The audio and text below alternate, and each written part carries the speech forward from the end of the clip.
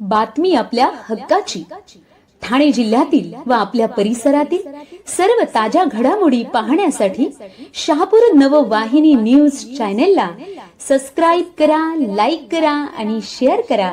मुख्य संपादक निलेश विशे। ठाणे जिल्ह्यातील मुरबाड तालुक्यातील मुरबाड येथील मासा यात्रेला 3 जानेवारीपासून सुरुवात झाली आहे। या यात्रेचा आजचा चौथा दिवस असून यात्रेमध्ये हजारो भाविक दाखल झाले आहेत।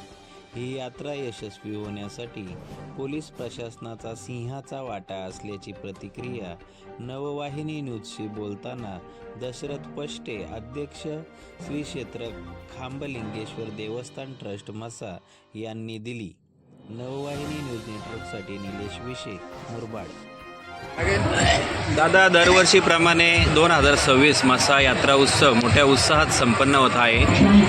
आपण ट्रस्टचे अध्यक्ष आहात, काय सांगा?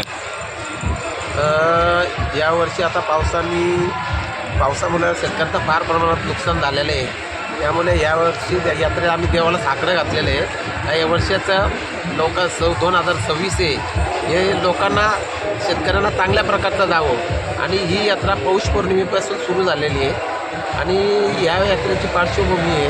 ही यात्रा महाराष्ट्र, गुजरात राज्य, आंध्र प्रदेश, कर्नाटक 4 ते 5 राज्यातून इथे भाविक, व्यापारी आणि शेतकरी येत असतात आणि ही यात्रा आज यात्रेचा चौथा दिवस आहे।